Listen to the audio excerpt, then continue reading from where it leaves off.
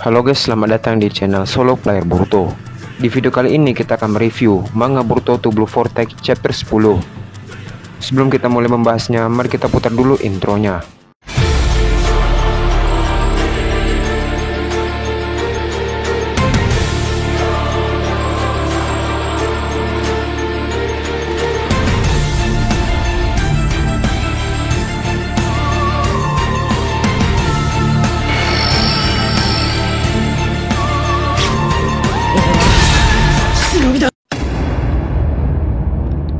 Manga Boruto to Blue Vortex chapter 10 ini berjudul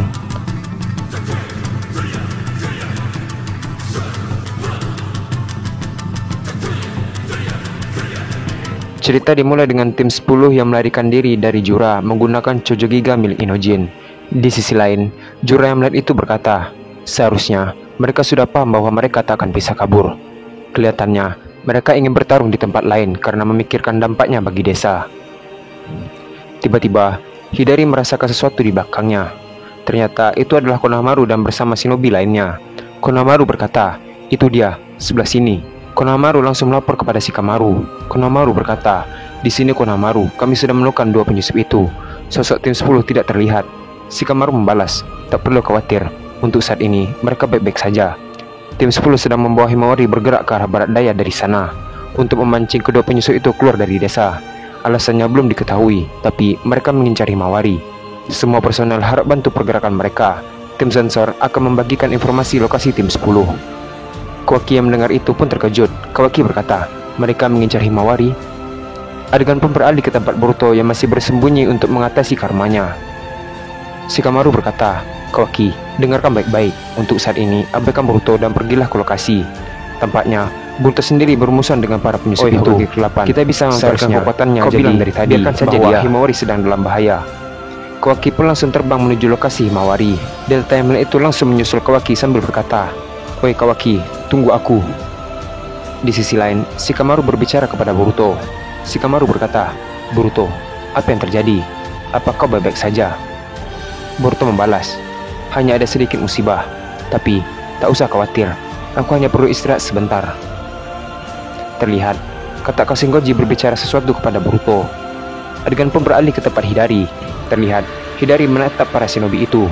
Hidari berkata, Jura, sebenarnya orang-orang ini ada apa urusan dengan kita? Jura membalas, cobalah tanya pada mereka. Seperti yang barusan kau lakukan, aku akan mengejar Himawari. Jura pun langsung terbang menuju lokasi Himawari. Para shinobi yang lainnya melihat itu berkata, Oi, dia kabur. Konohamaru berkata, dia menuju ke barat daya. Mereka benar-benar mengincar Himawari. Ikuti dia. Namun saat mereka mengikuti Jura, Hidari tiba-tiba menghalangi mereka. Konohamaru berkata, kau bermaksud menghalangi kami? Kenapa kalian mengincar Himawari? Hidari membalas, kalian rusuh sekali. Ada perlu apa dengan kami?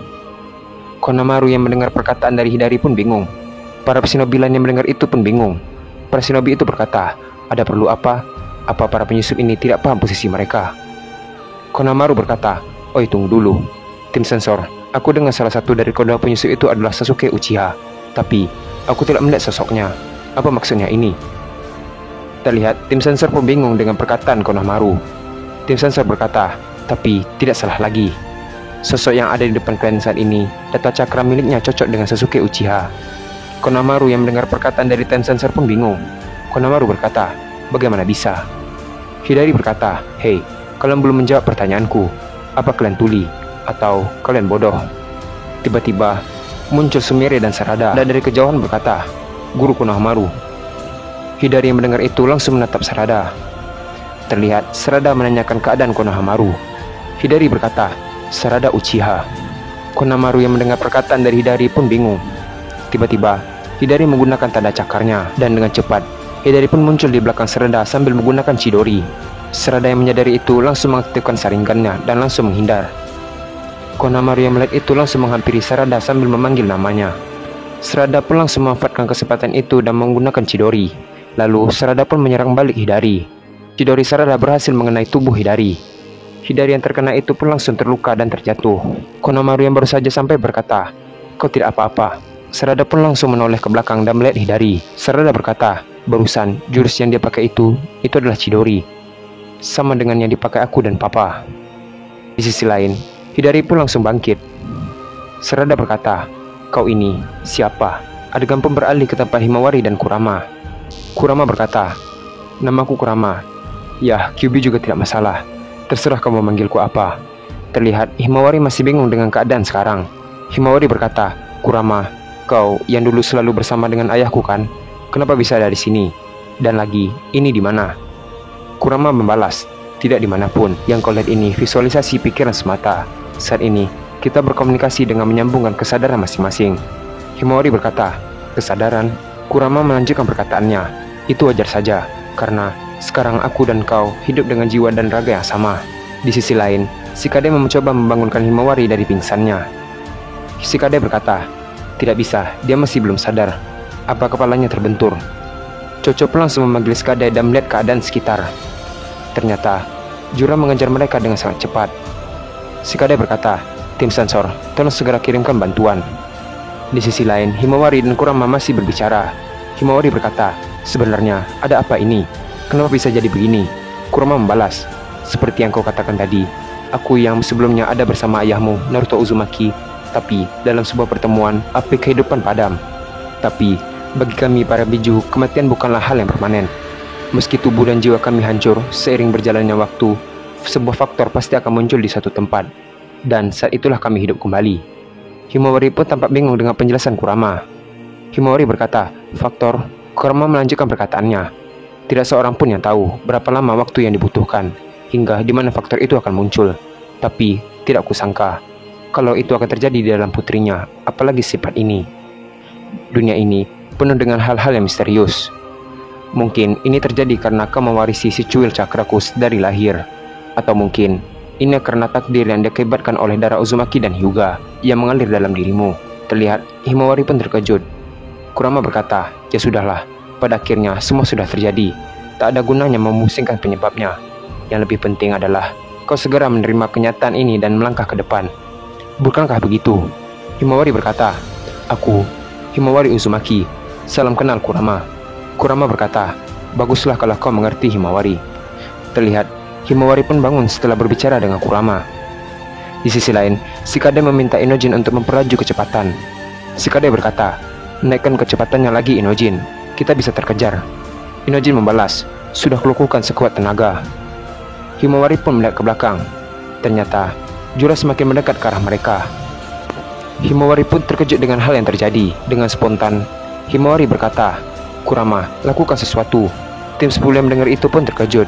Inojin berkata, "Kau sudah sadar, syukurlah." Terlihat Himawari mencoba memanggil Kurama. Himawari berkata, "Hei Kurama, apa kau mendengarkanku?" Shikade berkata, "Oi Himawari, kau kenapa?" Terlihat Jura memunculkan Bijudama dari arah matanya dan mencoba menyerang mereka. Bijudama dari Jura berhasil mengenai sayap dari burung itu. Alhasil, keseimbangan mereka pun terganggu dan mereka pun mulai jatuh. Dengan cepat, Chocho menyuruh mereka untuk berpegangan padanya. Lalu Chocho merubah bentuk tubuhnya menjadi seperti balon dan mendarat dengan selamat. Shikade berkata, "Terima kasih Chocho." Terlihat Jura mulai mendarat dan menghampiri mereka. Jura berkata, "Akan kukatakan berkali-kali, kalian tim yang hebat. Sangat disayangkan kalau harus menghabisi kalian. Tapi apa boleh buat, ini nasib yang kalian pilih sendiri." Himawari yang melihat itu mencoba memanggil Kurama, tapi Kurama langsung memperingatkan Himawari. Kurama berkata, "Jangan manja Himawari. Yang dapat melakukan sesuatu dalam situasi ini adalah dirimu sendiri." Terlihat Jura semakin dekat ke arah mereka. Kurama melanjutkan perkataannya, "Sudah jelas kan? Mau kau memanfaatkan seperti apa kekuatanku? Semua tergantung pada dirimu." Himawari berkata, "Tapi meski kau bilang begitu, apa yang sebaiknya?" Kurama membalas, "Aku tahu bahwa dibandingkan para pendahulu lainnya, cakramu punya afinitas yang tinggi dengan cakraku. Di sisi itu, kau bahkan sudah melampaui Naruto. Singkirkan prasangka yang tidak berguna itu. Pertama-tama, kau harus percaya pada dirimu sendiri, karena jika tidak, maka tak ada masa depan bagimu." Terlihat Jura pun semakin mendekat ke arah mereka. Shikade berkata, "Kenapa bantuan belum datang juga?" Tiba-tiba Himawari berlari ke arah Jura dan langsung menyerang Jura menggunakan tendangannya. Namun Jura dengan mudah menangkap kaki Himawari dan langsung mematahkan pergelangan kaki Himawari. Lalu Jura melepaskan genggamannya dan terlihat Himawari pun langsung terjatuh. Chocho, Shikade dan Inojin pun terkejut. Inojin berkata, "Himawari." Himawari berkata, "Tidak bisa, bagiku ini mustahil." Inojin yang melihat itu langsung marah dan mengeluarkan Chojo giganya. Namun Jura dengan mudah mematahkan serangan Inojin. Inojin yang melihat itu pun terkejut. Tiba-tiba, Mokuton muncul di sekitar Himawari dan langsung menjebaknya. Jura berkata, "Meski tadi aku bilang akan memakanmu, kau hanya akan menjadi nutrisi bagiku di dalam pohon ini. Kau tidak perlu takut, kau juga tidak akan merasakan sakit." Terlihat, Himawari pun semakin panik. Jura melanjutkan perkataannya, "Tak lama lagi, kau akan kehilangan indramu. Rasa sakit di kakimu pun akan segera lenyap." Inojin yang melihat itu berkata, "Kurang ajar." Lalu, Inojin pun berlari ke arah Jura dan berniat menyerang Jura menggunakan kunai. Inojin berkata, "Jangan bercanda." Si Kade yang melihat itu mencoba menghentikan Inojin.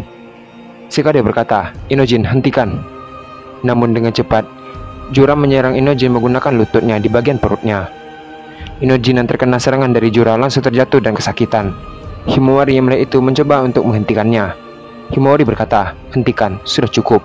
Seharusnya mereka tidak perlu terlibat." Jura membalas, "Ya, aku pun sependapat. Aku juga tak paham kenapa mereka nekat." Inojin langsung menyentuh kaki Hidari sambil berkata, "Lepaskan anak itu." Jura yang melihat itu langsung melihat ke bawah. Tiba-tiba, Mokuton muncul di bawah Inojin dan langsung menusuk tubuh Inojin. Akibat tertusuk Mokuton, Inojin mengeluarkan banyak darah di mulutnya. Chocho dan Shikade yang melihat itu pun terkejut.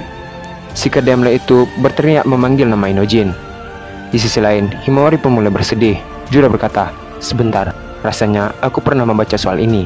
Jangan-jangan hal seperti inilah yang disebut estetika." Di sisi lain, Mokuton yang menjebak Himawari tiba-tiba hancur. Semua orang yang ada di sana pun terkejut dan melihat ke arah sana. Ternyata Himawari menggunakan mode Kyuubi-nya. Himawari berkata, "Sudah kubilang hentikan." Chocho dan Shikade yang melihat itu pun terkejut.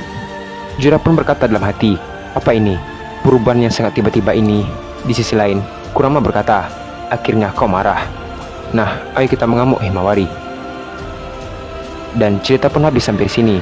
Apa yang akan terjadi selanjutnya? Setelah melihat Inojin tertusuk oleh Mokuton, Himawari pun langsung marah dan mengeluarkan mode Kyuubi-nya. Kita akan melanjutkannya pada prediksi manga Boruto to Blue Vortex chapter 11 part pertama. Terima kasih telah menonton video ini sampai habis dan sampai jumpa pada video berikutnya.